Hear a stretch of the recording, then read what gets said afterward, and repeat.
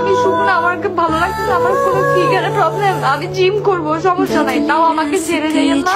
2022 সাল সুমাইয়া তথা মাশাআল্লাহ আপু তখন সোশ্যাল মিডিয়ায় বেশ জনপ্রিয়। তার ভক্তের তালিকায় একজন বিশেষ মানুষ ছিলেন নওয়াজ আহমেদ। একসময় সেই ভক্তি ভালোবাসায় রূপ নেয়। সাহস করে নওয়াজ আহমেদ সুমাইয়াকে বিয়ের প্রস্তাব দেন। তখন সুমাইয়া সোজা ও পরিণতভাবে বলেছিলেন, আমাকে বিয়ে করতে চাইলে আগে আমার পরিবারের সাথে কথা বলতে হবে। নওয়াজ তখন ছিলেন দুবাইতে, কিন্তু ভালোবাসার টানে একে একে সুমাইয়ার পরিবারের সবার সঙ্গে যোগাযোগ করেন। প্রতিটি কথায় তিনি প্রমাণ করেছেন এই সম্পর্ককে তিনি শুধু অনুভব করছেন না, সম্মানটাও করছেন। এরপর একদিন দুই পরিবারের দেখা হয় এক রেস্তোরাঁয়। আলোচনার টেবিলে উঠে আসে বিয়ের বিষয়টি। পরিবারের আলোচনায় স্থির হয়, যখন নওয়াজ দুবাই থেকে দেশে আসবে তখন অনুষ্ঠান করে সুমাইয়াকে তুলে আনা হবে তার ঘরে। তখন আপাতত তারা শুধু কথাবার্তা চালাবে, পরিচিতি হবে, ধীরে ধীরে তৈরি হবে বোঝাপড়া। কিন্তু এখানে প্রথম বাধে সমস্যা,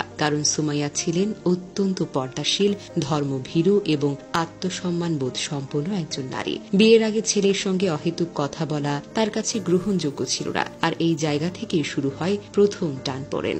একসময় তাদের মধ্যে দীর্ঘদিন ধরে কোনো কথাই হয় না। এরপর একদিন হঠাৎ সুমাইয়াকে না জানিয়ে দেশে ফিরে আসে নওয়াজ। কিছুদিন পর সুমাইয়া জানতে পারেন সে দেশে ফিরে এসেছে। তখন জীবনে প্রথমবারের মতো তারা একে অপরের সামনে দাঁড়ায়। সেই প্রথম দেখাতেই সুমাইয়ার মনে কিছু একটা হয়, নওয়াজকে ভালো লাগতে শুরু করে।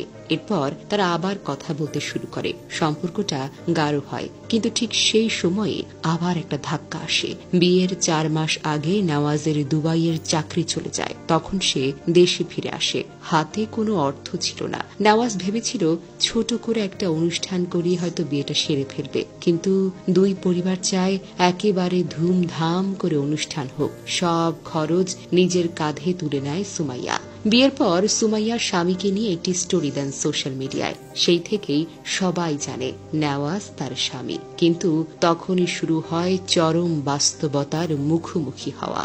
নওয়াজের সঙ্গে যেসব মেয়েরা আগে যুক্ত ছিল তারা ইনবক্সে বা কমেন্টে সুমাইয়াকে বলে, আপনার স্বামী তো আমার সঙ্গেও যোগাযোগ রাখছে। কিন্তু সুমাইয়া সব পাত্তা দিতেন না, কারণ তিনি স্বামীকে খুব বিশ্বাস করতেন। বিয়ের 1 মাস পর সুমাইয়া অনুভব করেন তিনি হয়তো মা হতে যাচ্ছেন, কিন্তু পরীক্ষা নিরীক্ষার পর নিশ্চিত হন তিনি প্রেগন্যান্ট। দ্বিধাগ্রস্ত থাকলেও পরে খবরটি শেয়ার করেন নওয়াজের সঙ্গে। নওয়াজ তো তখন আনন্দে একেবারে আত্মহারা, কিন্তু সুখটা বেশি দিন স্থায়ী হল না। কিছুদিন পর আবারও শুরু হলো ঝগড়া। নওয়াজের অন্য মেয়েদের সাথে যোগাযোগের বিষয়টি নিয়ে বাকবিতণ্ডা চরমে ওঠে। একসময় যোগাযোগ বন্ধ হয়ে যায় প্রায় 1 মাসের জন্য। এর মাঝে সুমাইয়া শারীরিকভাবে খুব অসুস্থ হয়ে পড়েন। এই খবর পেয়ে নওয়াজ হঠাৎ করে কোনো পূর্ব জানানো ছাড়াই দুবাই থেকে সোজা চলে আসে তার বাসায়। এই সময় সে অনেক যত্ন নেয় সুমাইয়ার, কিন্তু তবু রাত গভীর হলে সে চ্যাট করতে থাকে অন্য মেয়েদের সঙ্গে। এক রাতে সুমাইয়া যখন তার ফোনে এসবের প্রমাণ পায় তখন নওয়াজ ফোনটি লুকিয়ে ফেলে। এই নিয়ে শুরু হয় চরম ঝগড়া। দুজনেই বাসা ছেড়ে বেরিয়ে যান। পরে তারা বাসায় ফিরে এলেও সুমাইয়ার বাবা নওয়াজকে জিজ্ঞেস করেন, তুমি কি চাও? কিন্তু নওয়াজ কোনো উত্তর দেয় না। পরদিন নওয়াজের ফ্লাইট ছিল, কিন্তু কোনো উত্তর না পাওয়ায় সুমাইয়া তার পাসপোর্ট নিয়ে নেয়। এ নিয়ে আবার উত্তেজনা চরমে ওঠে এবং গর্ভবতী স্ত্রীকে ধাক্কা দিয়ে ফেলে দেয় নওয়াজ। তখনই সুমাইয়ার বাবা বলেন, তুমি তার পাসপোর্ট দিয়ে দাও। তিনি দিয়ে দেন। নওয়াজ আবার দুবাই ফিরে যায়। এরপর কিছুদিন কথাবার্তা চলতে থাকে। আবার পরক্রিয়ার কারণে সম্পর্ক টালমাটাল হয়ে পড়ে। অবশেষে সুমাইয়া জন্ম দেন এক ফুটফুটে কন্যা সন্তানকে। নওয়াজ দেশে আসে, কিন্তু তার পরিবার খুশি নন মেয়ে সন্তান নেওয়ায়। তারা যৌতুক না দেওয়ার কারণে সুমাইয়াকে মানসিকভাবে করতে থাকে। নওয়াজ নিজের স্ত্রী ও সন্তানকে তার পরিবারের বাসায় নিয়ে যেতে দেয় না। সুমাইয়ার বাবা যখন ছেলের বাবার সঙ্গে বিষয়টি নিয়ে কথা বলেন তখন ছেলের বাবা সাফ সাফ জানিয়ে দেন, আমি এসবের মধ্যে নেই। নওয়াজ আবারও দুবাই ফিরে যায়। এরপর অনেক চেষ্টা করেছে সুমাইয়া, বারবার বলেছে, তুমি দেশে চলে আসো, আমি ইনকাম করি, সংসারটা আমিই চালিয়ে নেব। মাশাআল্লাহ, আপু ছিলেন একজন স্বাবলম্বী বিজনেস ওম্যান। আবারও শুরু হয় সন্দেহের খেলা। এইবার জানা যায় নওয়াজ সম্ভবত সুহি ইকবাল নামের এক মেয়েকে বিয়ে করেছে।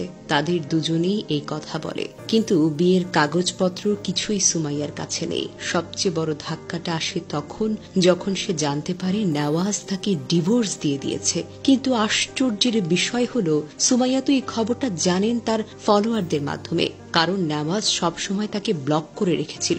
পরবর্তী নেওয়াজ তার সোশ্যাল মিডিয়ায় সুমাইয়াকে নিয়ে বিভিন্ন রকমের কটূক্তি এবং অপবাদ ছড়াতে থাকে। অসহ্য বেদনায় কাঁদতে কাঁদতে 1 জুন সুমাইয়া লাইভে এসে তার সব কথা খোলাখুলিভাবে বলেন। এটা না হাজারো নারীর গল্প, যারা বিশ্বাস করে, ভালোবাসে, ত্যাগ করে, তবুও প্রতিদান পায় অবহেলা, অবজ্ঞা আর প্রতারণা।